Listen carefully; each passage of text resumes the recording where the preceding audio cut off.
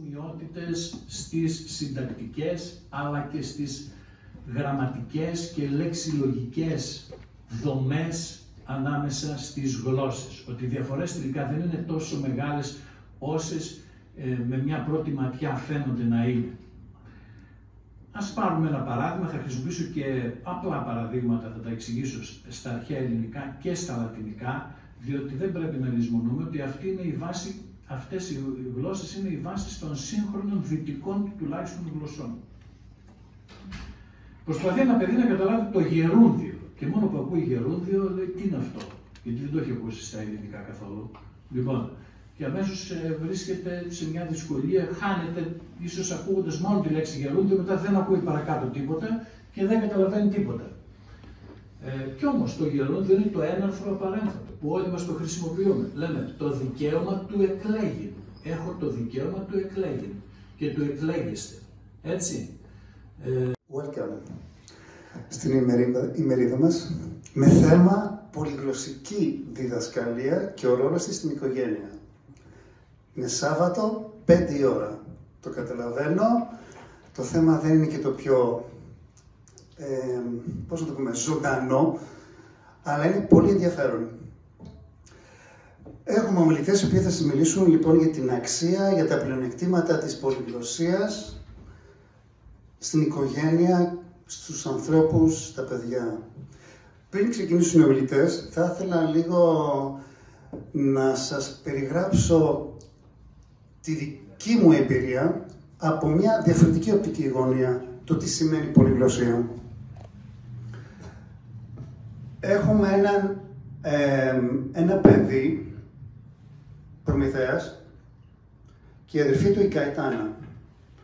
Γεννήθηκαν στην Αμερική. Μιλάνε αγγλικά, τη μητρική τους γλώσσα. Μιλάνε όμως και τα ελληνικά του μπαμπά. Έλληνας ο μπαμπάς, έχει μεταναστεύσει στην Αμερική, έχει παντρευτεί Ιταλίδα όμως.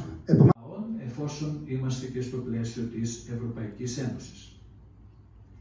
Μέσω της σύγκρισης στην οποία μπορούμε να προβούμε μελετώντας τον πολιτισμό και τη γλώσσα άλλων λαών, κατανοούμε καλύτερα και τη δική μας γλώσσα και θα φανεί αυτό, ελπίζω, καλύτερα παρακάτω με τα παραδείγματα που θα δείξω. Επομένως, είναι ένας κύκλος αρετής, όχι φαύλος κύκλος, μαθαίνοντας ξένες γλώσσες, κατανοείς τη γλώσσα και τον πολιτισμό αυτής της χώρας και ταυτόχρονα με τη σύγκριση γραπτό και προφορικό λόγο άλλης ή άλλων γλωσσών πέραν της μητρικής. Πότε μπορούμε να επιδιώκουμε την γλωσσομάθεια? Και περνάμε στη δεύτερη διαφάνεια. Προφανώς σε κάθε στάδιο της ζωής μας. Όχι μόνο μετά, αλλά και παράλληλα με την χρήση, ικανοποιητική ή όχι. Έδωσε ένα ωραίο παράδειγμα με τα παιδιά νωρίτερα ο πρώτος ομιλητής. Αυτό ακριβώς εννοώ και εγώ.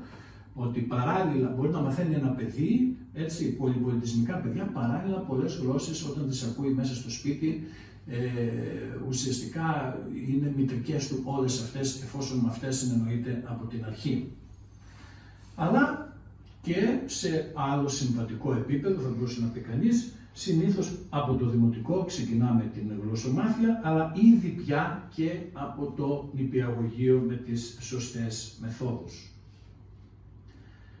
Στην επόμενη διαφάνεια τώρα, γιατί το κάνουμε αυτό, γιατί επιδιώκουμε την γλωσσομάθεια. Ο ομιλητής είναι ο κύριος Παναγιώτης Κοντονάσιος. Ο κύριος Παναγιώτης Κοντονάσιος σπούδασε κλασική, δηλαδή αρχαία ελληνική και λατινική φιλολογία στο Πανεπιστήμιο Ιωαννίνων, από όπου έλαβε και το μεταπτυχιακό δίπλωμα ειδίκευσης του στην ίδια επιστήμη με υποτροφία του Ιδρύματος Κρατικών Υποτροφιών. Στη συνέχεια, εκπώνησε τη διδακτορική διατριβή του υπό την ίδια υποτροφία στο Πανεπιστήμιο Αθηνών με τίτλο «Η ρητορική των Κοντιώνες» του Κικαίρονα, το ειδικό ακροατήριο και η όλη διαμόρφωση της Eloquentia Populare. Αυτή είναι η πρώτη διδακτορική διατριβή για τον Κικαίρονα, γραμμένη στη νέα ελληνική γλώσσα. Έχει διδάξει ποικίλα αντικείμενα αρχαίας ελληνικής και λατινικής φιλολογίας στα πανεπιστήμια Ιωαννίνων και Θεσσαλίας για 5 έτη. ώσπου θεσπίστηκε ασυμβίβαστο ανάμεσα στην ιδιότητα του μονίμου δημοσίου υπαλλήλου και του συμβασίουχου διδάσκοντος πανεπιστημίου. Αυτή την περίοδο ολοκληρώνει την μεταδιδακτορική του έρευνα στις επιστολές του Κικαίρονα στο Πανεπιστήμιο Ανίνων. Έχει παρουσιάσει σε ελληνικά και διεθνή συνέδρια πολλές εργασίες του στην κλασική φιλολογία και ειδικά στο Κικαίρονα. Έχει επίσης δημοσιεύσει σε ελληνικά και διεθνή επιστημονικά περιοδικά και τόμους πρακτικών, πολλές από αυτές αλλά και άλλες εργασίες. Παράλληλα, εργάζεται ως διευθυντής στο 4ο Γενικό Λύκειο Δημιουργίου. Σας παρουσιάζω τον κύριο Κοντονάσιο. Γραπτό και προφορικό λόγο άλλης ή άλλων γλωσσών πέραν της μητρικής. Πότε μπορούμε να επιδιώκουμε την γλωσσομάθεια? Και περνάμε στη δεύτερη διαφάνεια. Προφανώς σε κάθε στάδιο της ζωής μας. Όχι μόνο μετά, αλλά και παράλληλα με την χρήση, ικανοποιητική ή όχι. Έδωσε ένα ωραίο παράδειγμα με τα παιδιά νωρίτερα ο πρώτος ομιλητής. Αυτό ακριβώς εννοώ και εγώ. Ότι παράλληλα μπορεί να μαθαίνει ένα παιδί, έτσι, πολυπολιτισμικά παιδιά, παράλληλα πολλές γλώσσες όταν τις ακούει μέσα στο σπίτι, ουσιαστικά είναι μητρικές του όλες αυτές, εφόσον με αυτές συνεννοείται από την αρχή. Αλλά και σε άλλο συμβατικό επίπεδο, θα μπορούσε να πει κανείς, συνήθως από το δημοτικό ξεκινάμε την γλωσσομάθεια, αλλά ήδη πια και από το νηπιαγωγείο με τις σωστές μεθόδους.